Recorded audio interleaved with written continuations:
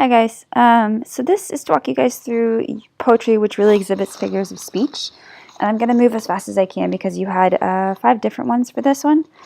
So the first is by Langston Hughes, who you guys have read now. And this is a really famous poem. It's called Harlem. And there's a couple levels of figures of speech happening here. He says, what happens to a dream deferred? And notice the structure. We get this sort of running commentary that's really quick and fast-paced. He says, does it dry up like a raisin in the sun, or fester like a sore and then run? Does it stink like rotten meat, or crust and sugar over like a syrupy sweet? Maybe it just sags like a heavy load, or does it explode? So the first extended metaphor here is that we have Harlem as the extended metaphor. So Harlem, he is equating to the dream deferred. So basically a dream that is being put off and off and off and off and off again. He says, what happens if you put it off enough times? So Harlem here represents that idea, this dream, this regrowth, this rebirth, this sort of success of the city. And within that is the people within Harlem. So all of this is related to the Harlem Renaissance, the movement which kind of is a renaissance for arts and culture, literature surrounding Harlem and African American people. Jazz, all these different sort of forms of art. So he's saying what happens when this dream of sort of this rebirthed Harlem is just put off and off and off again because of all of these problems. So and then he gives you four different sort of images. He says is dry up like a raisin in the sun. The simile right here, it gives you this idea of something that is wasted away and dead, essentially. Or does it fester like a sore? And in this simile, you're kind of getting the sensory imagery of smell. Everyone has kind of had that gross smell of a sore, and then run. Or does it stink? This personification again is happening throughout here of the dream. Does it stink like rotten meat, or crust and sugar over like a syrupy sweet? So he's saying, does it just die? Does it decay? Does it sort of regrow? Does it get covered and start over like a syrupy sweet? And then he says maybe it just sags like a heavy load, or does it explode? So he's saying maybe it just always weighs down, or does it disintegrate? So note the similes that are happening here, the extended metaphor of Harlem and the personification of the dream. A Valediction for Bidding Morning is a beautiful poem. So basically John Donne's poetry, a lot of it is very sensual. You guys read The Flea. This is basically celebrating the idea of eternal life through Christianity. And he's kind of saying to the audience, the reader here, don't be sad at death, because death is only the beginning. So he says, as virtuous men pass away and whisper to their souls to go, some their sad friends do say the breath goes now, and some say no. So he's saying some people believe that death is the end, and some people say it's not. He says, so let us melt and make no noise, no tear floods, no high tempest move, toward profanation of our joys to tell the lady our love. So we don't need to, he's giving you imagery here, we don't need to wail and cry and tell everybody how sad we are. We prove that in our actions. So he's saying, moving of the earth brings harms and fears. Man reckon what it did and meant, but trepidation of the spheres, though greater far, is innocent. So he's saying, earth, he gives a physical metaphor. He says, moving of the earth brings harms and fears. So earthquakes, essentially, natural disasters, makes you afraid. You try and figure out what happened and what it means. Why are you being punished with this? He says, but trepidation of the spheres, though greater far, is innocent. So he's saying, trepidation, fear of the stars, of the divine, of things beyond our world, even though they're far, far greater, is innocent.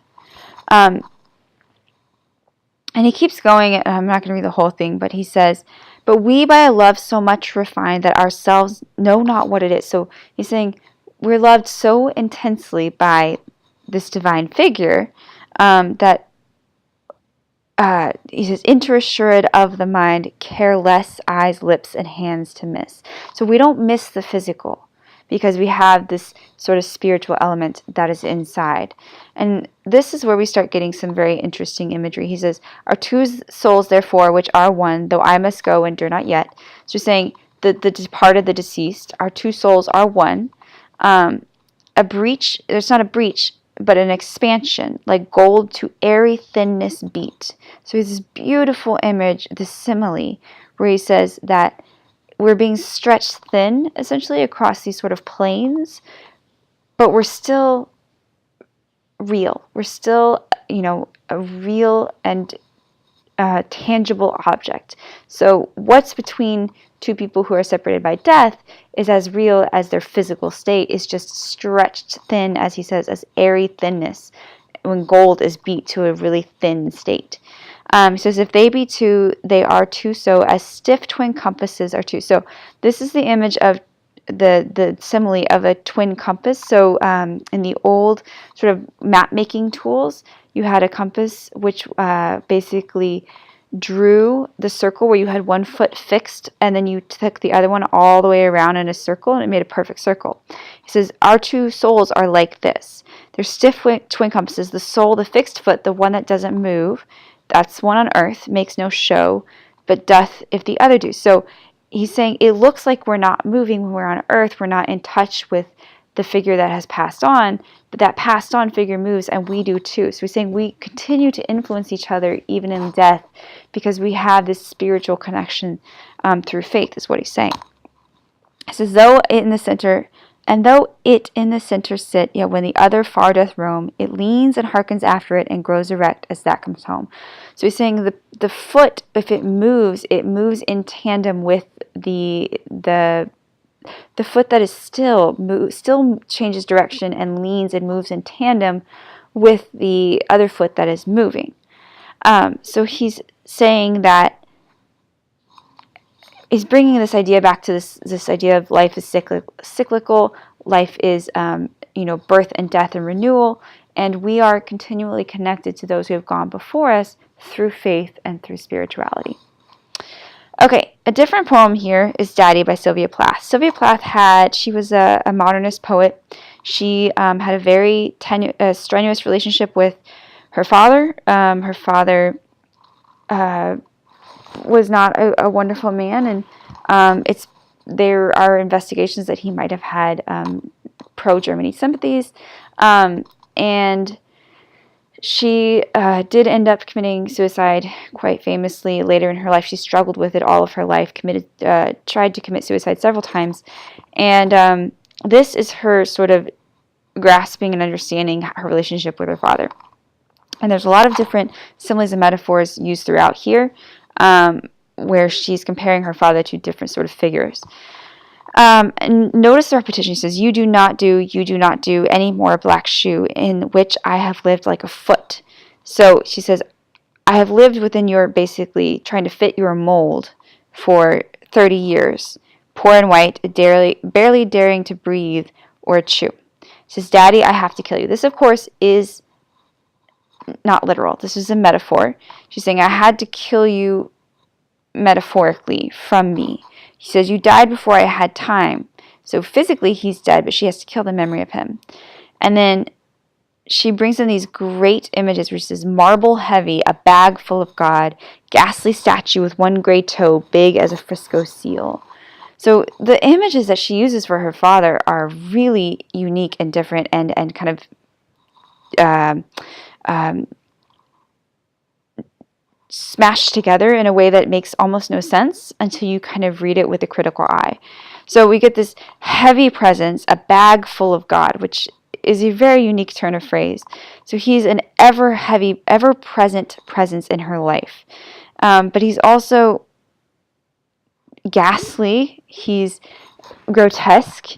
He's got sort of this weird stature in her plane of being. And she says, and a head in the freakish Atlantic. So she gives these really beautiful images, but she's trying to describe how insurmountably large a presence her father was in her life, but also what a painful presence he was. So I used to pray to recover you. Ach du. So these are her indications of his sort of German tendencies. You'll see it continue throughout. She says, in my German tongue, the Polish town, scrapped by flat by the roller of wars, wars, wars. So here she's comparing her father to a Nazi figure. But the name of the town is common. My Polack friend says there are a dozen or two. And then I'm going to keep kind of moving down. But she says, I could never talk to you. The tongue stuck in my jaw. So this is a really interesting sensory image. She says, it's stuck in a barbed wire snare. So this metaphor here is that she couldn't talk to him. Ich, I. She's saying, I could hardly speak. And this repetition, this stuttering. She thought, I thought every German was you. And a language obscene, an engine chuffing me off like a Jew. So this is very, very dark imagery. And she's really and truly driving home her father as this figure of a sort of a Nazi. And she continues throughout, and she keeps talking about this Jew-Nazi dynamic. And she says, the snows of Tyrol, the clear beer of Vienna are not very pure or true. With my gypsy ancestors and my weird luck and my Terapak, I may be a bit of a Jew. So she's saying she was an outsider. She wasn't like her father. Their language didn't mesh. You see that she can't speak the language. Literally on the page, she struggles. Ich. She can't say things in a way that's clear to him.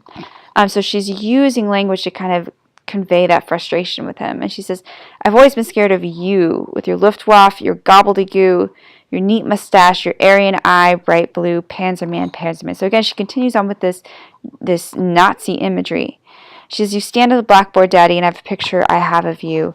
A cleft in your chin instead of your foot, but no less a devil for that. No, not any less of the black man who bit my pretty red heart in two. So we have these beautiful colors that are brought in to kind of create this meaning of sort of blood and death and blackness and red juxtaposed against it. She says, I was 10 when they buried you. I was 20 and I tried to die and get back to you. So this is one of her suicide attempts that she's talking about. And I thought even the bones would do. But they pulled me out of the sack and they stuck me together with glue, this metaphor here. And she's saying, and then I knew what to do. I made a model of you, a man in black, and the love of rack and screw. So someone who was a torturer. And she said, I do. So, Daddy, I'm finally through. The black telephone's off the route. The voices can't worm through. So this image here of worming through, of grotesque, of kind of trying to continually get at her. She says, if I've killed one man, I've killed two. The vampire who said he was you and drank my blood for a year. 7 years, if you want to know. Daddy, you can lie back now. So she's saying, I have successfully killed the man and killed the ghost of the man who is haunting me. She says, there's a stake in your fat black heart, and the villagers never liked you. They're dancing and stamping on you. So this very strong imagery. She says, they always knew it was you. Daddy, you bastard, I'm through. And if we look at Emily Dickinson's Because I Could Not Stop for Death, I'm sorry, I'm trying to find it. Oh, forgive me. I'll go find it on here. Because I Could Not Stop for Death is a poem by Emily Dickinson where she personifies the idea of death. So she's saying that we as humans cannot overpower death, but here death is characterized in a very unique way. It's not terrifying, it's not scary, it's something that is welcoming. And so we have these quatrains here, and she says, because I could not stop for death, he kindly stopped for me. So the language is very welcoming and soft. So the carriage held but just ourselves and immortality. And she says, we slowly drove, he knew no haste, and I had to put away my labor and my leisure too, for his civility. So here she's supplicating to the idea of death, and she's saying that we as humans do not get to overpower death, but death is welcoming her as a guest here. He's not something forceful, he's not something fearful, he's not dark or scary. And we see these sort of images of innocence in life. We see children, and we see recess, we see the fields, the sun, and we see all of these sort of images of life. And it says, rather he passed us. So now we've switched positionality, and we see that she's kind of over on the side of life here. And she's identifying with the living rather than the dead at this point. She's saying he is passing the living. And the dews and the gossamer, her gowns, we see these beautiful images And then she says, we paused before a house that seemed a swelling of the ground, the roof scarcely visible, a cornice. And she says, since then, 'tis centuries, and yet feels shorter than the day. I first surmised the horses' heads were towards eternity. So she's saying time is passing and death, it seems almost insurmountably short, even though centuries are passing. And she's accepted death, and she's at one with death. And death here is personified to be this sort of welcoming figure. And the last poem is Fog by Carl Sandburg. And Fog is a fantastic poem. It's really short, and it's a personified view of fog. And it's it uses a simile, and it says the fog comes on little, or a metaphor, I'm sorry. The fog comes on little cat feet. So we get this feeling of fog prowling and sneaking in. And it says it sits looking over harbor and city on silent haunches and then moves on. So fog here is a silent observer. It's not something obtrusive. It's something that merely joins in and then leaves. So it's sort of this light, airy presence. And the metaphor of the cat, you can kind of see the fog sitting on its haunches, observing and then moving on, not impacting the world around it. So hopefully you guys enjoyed all of those poems, and you can go ahead and move on.